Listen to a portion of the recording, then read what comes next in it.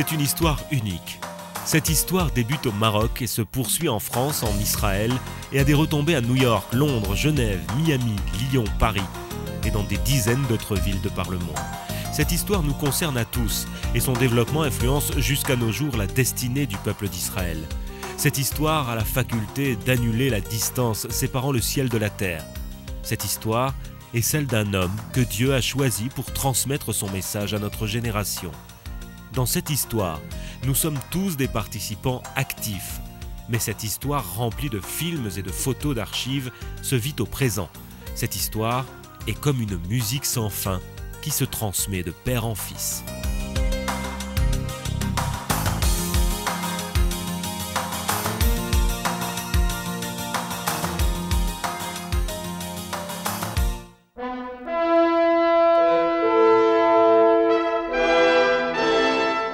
L'État d'Israël, le seul endroit au monde où un juif puisse se sentir réellement en sécurité.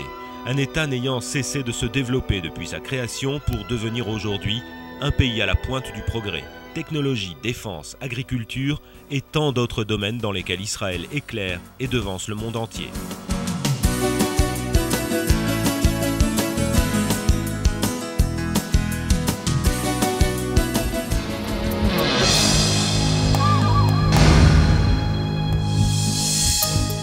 Pourtant, dans ce havre de réussite matérielle, résonne un manque tragique de valeurs. Qu'est-il advenu de la fraternité et de l'entraide qui nous unissaient dans les plus tragiques moments de la galoute? Qui se souvient encore du verset « Tu aimeras ton prochain comme toi-même » ? Au dernier siècle encore, cet amour fraternel était le fondement même de nos communautés. La vie de nos pères, bien qu'étant simple et modeste, était avant tout riche en valeurs et en joie, et ce, grâce à des leaders spirituels qui surent les lier à leurs traditions. Parmi les communautés d'Afrique du Nord, une dynastie de maîtres, une famille dont la sagesse rayonne jusqu'à nos jours, la Sainte Famille Abou Hatzera. Une descendance de tzadikim initiée par Rabbi Shmuel Abou Hatzira, l'un des plus brillants élèves du Harizal, en passant par Amekoubal Haeloki, Rabbi Yaakov Abou Hatzera, jusqu'à son plus célèbre représentant contemporain, Sidna Baba Saleh.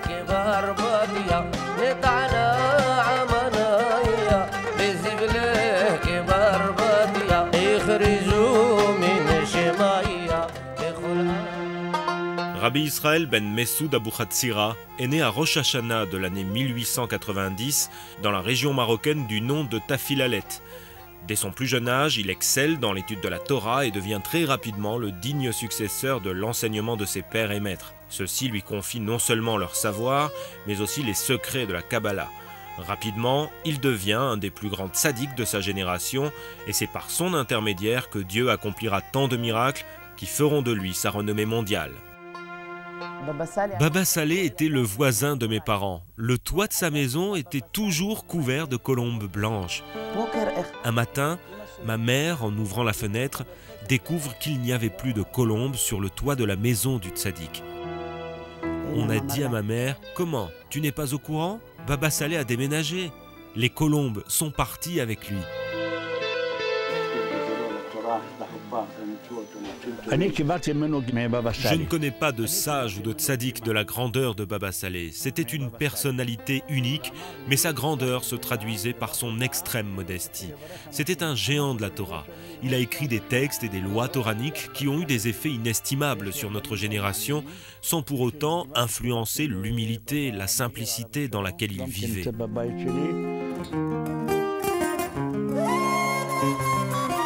Au début des années 50, écoutant la voix de son destin, il décide d'aller rejoindre ses frères juifs installés en Terre Sainte. Lorsque Baba Saleh est arrivé du Maroc, il faut dire que Baba Saleh était le chef de la communauté israélite marocaine.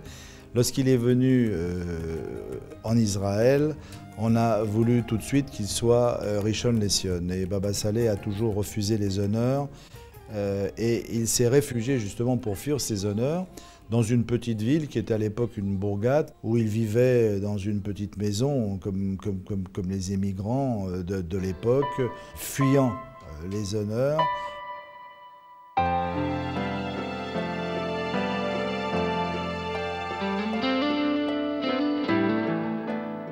Alors vous êtes dans la pièce où vivait, où dormait Baba Saleh.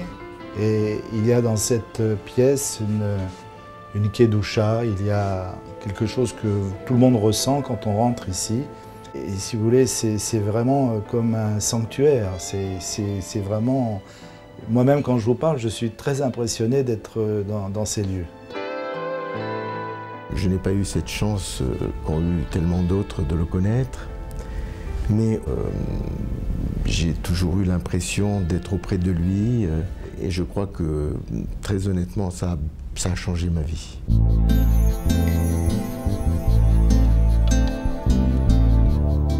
Arrivé en Israël, Sidna Baba Saleh se dévoue à la cause de la population déshéritée du sud du pays. Des hommes et des femmes qui, une fois arrivés sur le sol de la terre promise, se sont vus privés de toute racine juive. Petit à petit, il leur rend leur fierté et leur attachement à leur foi. Tel le prophète Moïse, il devient leur guide spirituel et leur lien quasi unique avec notre céleste Père.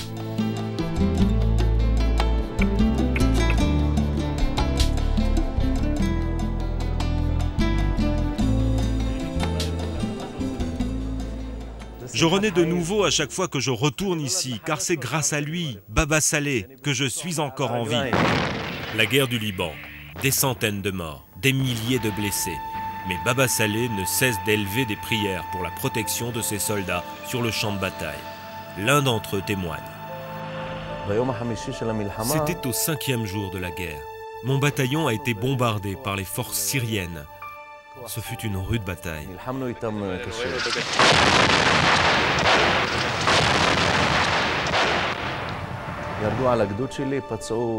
Il y a eu 100 blessés et 27 morts. J'étais parmi ces morts. On m'a recouvert d'un plastique noir. 20 minutes plus tard, un hélicoptère de secours est arrivé avec un médecin qui, en soulevant le plastique, a remarqué que mon corps était encore chaud.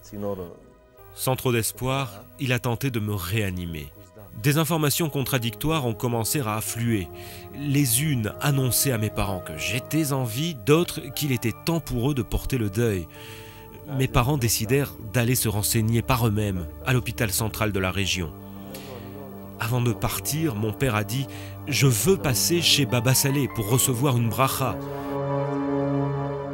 Baba Saleh lui mit la main sur l'épaule et lui chuchota. « Va et ne t'inquiète pas, ton fils est vivant, avec l'aide de Dieu, il reviendra très bientôt en bonne santé. » Ce matin, lorsqu'il se trouvait entre la vie et la mort, j'étais près de lui et j'ai combattu pour qu'il demeure dans le monde des vivants. 3 mois plus tard, en quittant l'hôpital, je me suis immédiatement rendu chez Baba Saleh. Il a dit à mon père « Tu vois, je t'avais dit qu'il reviendrait en bonne santé. Il a encore beaucoup de travail à faire dans notre famille. Il est bien trop tôt pour qu'il nous quitte. »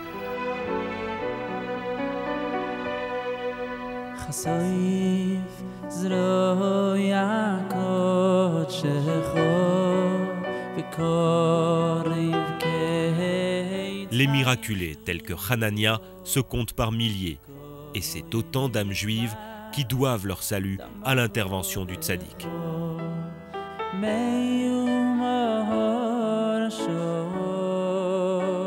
À l'âge de 94 ans, le vénérable saint homme est rappelé à son créateur. Des dizaines de milliers de fidèles se rassemblent autour de sa tombe pour lui rendre un dernier hommage. Le jour de sa mort, j'ai été empreint pendant 2 jours d'une très très grande tristesse. Je ne savais pas pourquoi, je me sentais pas bien, j'étais triste et j'avais l'impression que véritablement une très très grande lumière s'était éteinte en Israël.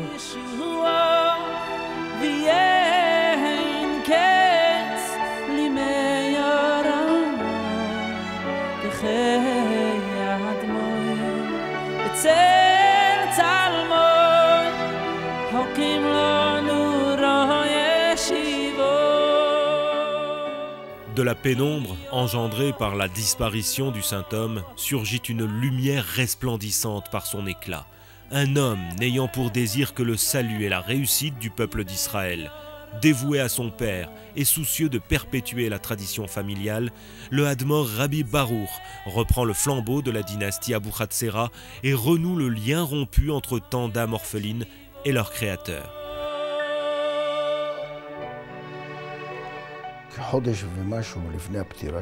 Un mois avant son décès, il m'a appelé et m'a dit « Écoute mon fils, nos pères ne nous ont jamais laissé d'héritage matériel, ni maison, ni or, ni argent. Ils ne nous ont légué qu'une seule chose, la beracha. Nous avons ce don de bénir et d'être exaucés. Je te transmets à toi cette beracha. » Baba Saleh adorait son fils. Et sa principale qualité, c'est la tolérance dans la force. Toujours avec la parole qu'il faut, avec cette gentillesse qui le caractérise. C'est vraiment la continuation de Baba Saleh. Voilà. Tout comme son vénéré père, ce digne successeur connaît les chemins secrets qui conduisent les prières vers le ciel. Le tzaddik apporte la lumière à des milliers de personnes ayant perdu tout espoir.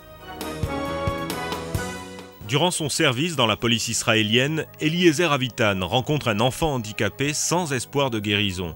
Il décide de s'adresser à Baba Baruch. Je l'ai vu. Il est rentré à la chambre, il était tout en blanc. Il avait une bouteille d'eau, d'arak, d'eau, je ne sais pas, dans sa main. Il a renversé ce qu'il avait dans la bouteille sur les pieds de l'enfant. L'enfant a commencé à pleurer. Il est descendu et il marchait. Ce que j'ai vu, c'est quelque chose qui n'arrive pas et que c'est incroyable. Et je ne suis pas fou. Je l'ai vu avec mes yeux. Cet homme travaille sans répit. Moi-même, qui suis avec lui toute la journée, je ne sais pas comment il fait. Il est souvent sur les routes pour rendre visite à ceux qui demandent son aide et nous rentrons souvent très tard, mais à 5 h du matin, il est à la prière. Ensuite, c'est le moment de l'étude et tout au long de la journée, ce sont des dizaines de rendez-vous, des réunions de travail. Je me demande encore comment il tient debout. J'ai très rapidement décelé des très grandes qualités d'homme, des qualités de meneur d'homme, des qualités de cœur extraordinaires qui m'ont fait que j'ai servi toujours avec beaucoup de fidélité et beaucoup de constance la famille Abouhatsera. À l'occasion de la Iloula du Tzaddik, ce sont des dizaines de milliers de personnes de tous les horizons qui viennent s'unir avec le souvenir de cet homme sans précédent. Qu'il soit juif séfarade ou ashkénaze, orthodoxe ou laïque, tous reconnaissent en lui un saint qui, même après sa disparition, continue à invoquer Dieu en leur faveur.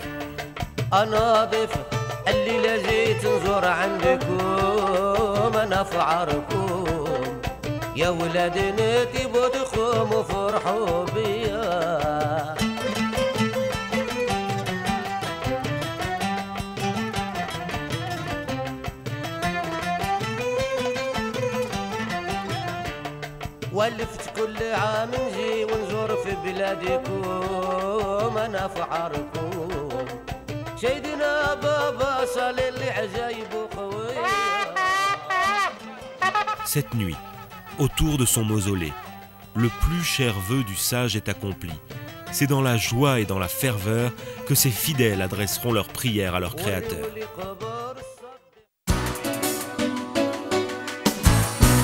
Mais au-delà de la commémoration du souvenir de son illustre père, Baba Baruch entreprend la réalisation d'un projet grandiose.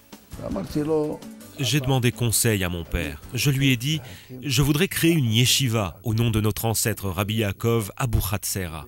Il s'est mis à sourire et m'a dit « Mon fils, le temps n'est pas encore venu, mais je te promets qu'un jour viendra et tu réaliseras notre rêve. Et tu bâtiras des institutions qui répandront dans le monde entier la grandeur d'Akadosh Baruch. » Il a dit « Je vois d'ici la plus grande yeshiva séfarade du monde qui rayonnera sur tout Israël. » Et les gens de son entourage ne comprenaient pas très bien parce qu'il y avait un terrain qui était plein de boue, marécageux. Bon, si le tzaddik dit ça, c'est que certainement ça viendra, mais en réalité c'était tellement utopique.